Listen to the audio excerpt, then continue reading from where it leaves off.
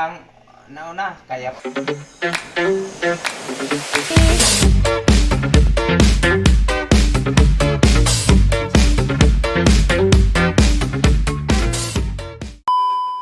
Hello, good morning. Ito, nagpapaanak na naman ako ng baboy. Ito, dalawa pang lumabas. Baboy, may tulog pa. Oh.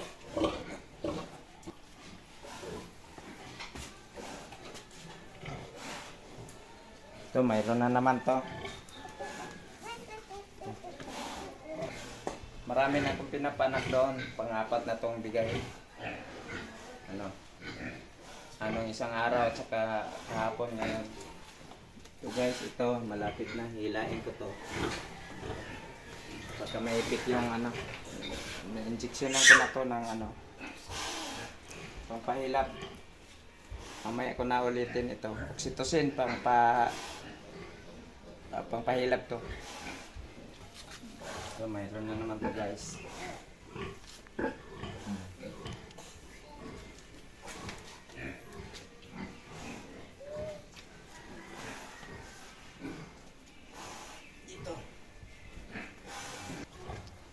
Mamaya ko na to puputulan guys ng ngipin at saka pusod. Pagkatapos lahat ng pag lumabas nito lahat. So guys, ito malapit na. Ito may na. Mayroon ng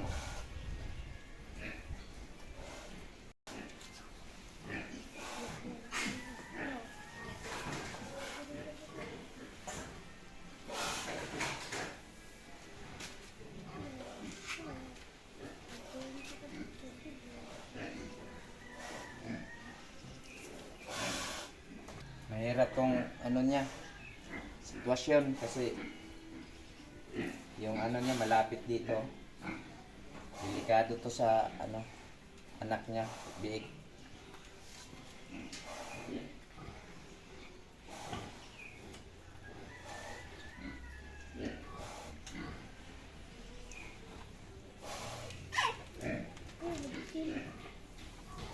Wow! Oy, ang nauna, kaya pala nahirapan siya eh. Uy, anong nangyari nito? Nakabalok. Sus.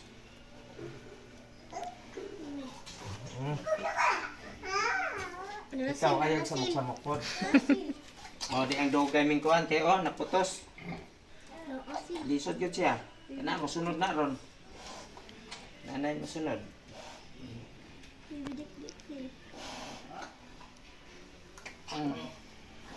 Sabay. Inom lang ang bedots. Sabay. So guys. Sobrang anak? Pila ka na? Tulog. Kapelo pa na. Yan. Kuha kayo. Lahi siguro ni. Anak dyan na. Eh sakto man. Okay man ni ilahan. Normal man sila. Di man abnormal. So guys, apat na guys. Gamay. Sa magpusod. So guys, ito hindi pa tapos. Pag-anak. Puputol muna kami ng pusod at saka ngipin. Ito yung assistant ko, Dodo, guwapo.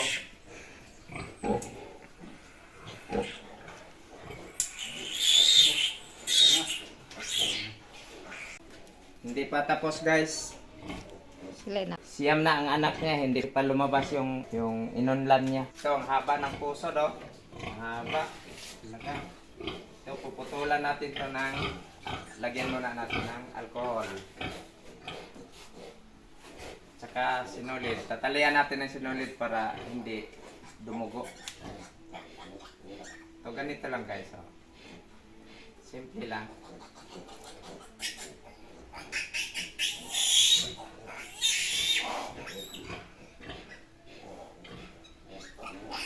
Huwag malikot.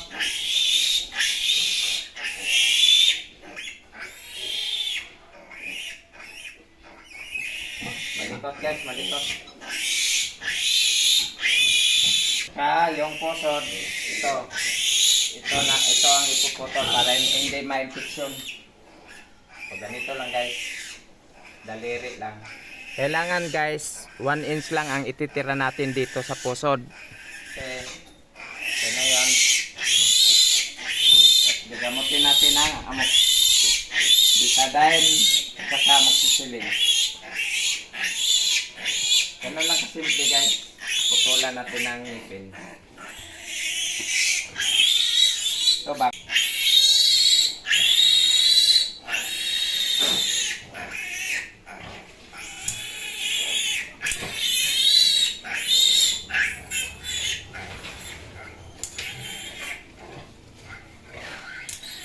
Okay.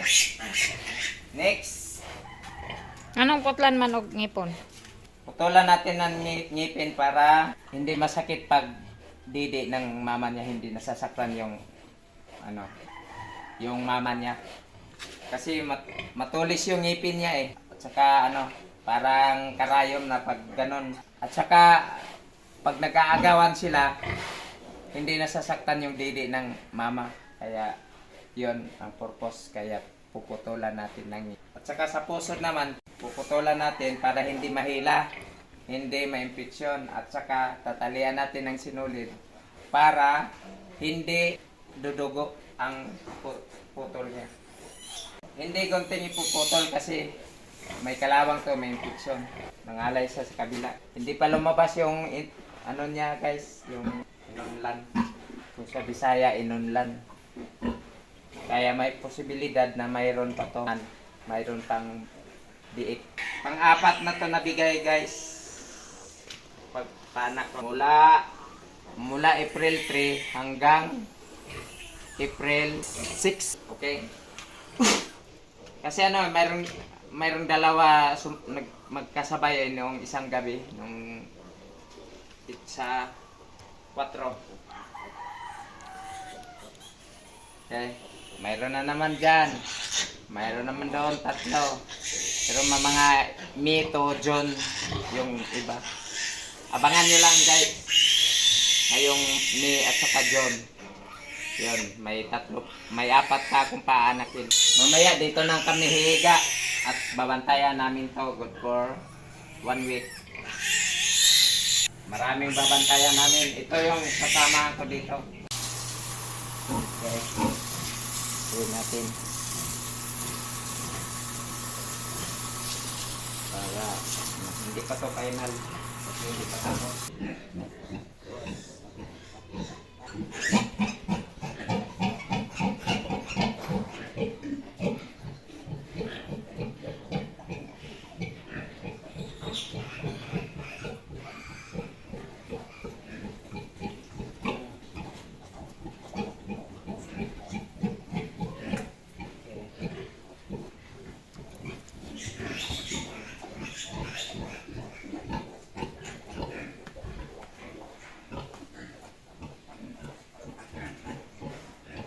Inunlan, so parang wala na kasi, pero konti pa to.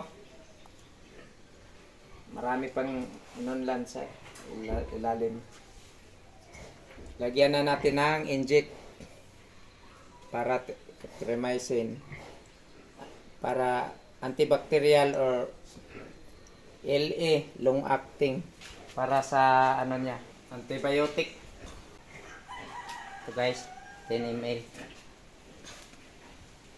Dito natin ibira sa bandang liig niya.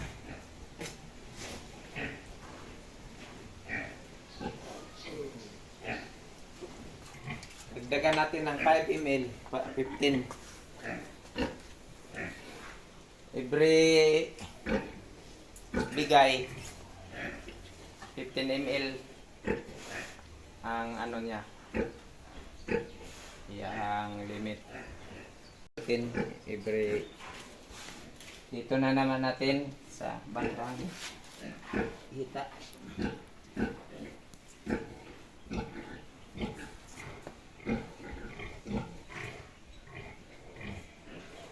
Para balance liig at saka dito pag kalat ng gamot salubong sila sa gitna. Okay guys, tapos na ang panganganak. Tapos na ang pag-anak natin. Thank you for watching. Sa ulitin na naman guys. Tapos na eh. Success. Ito. Okay na lahat.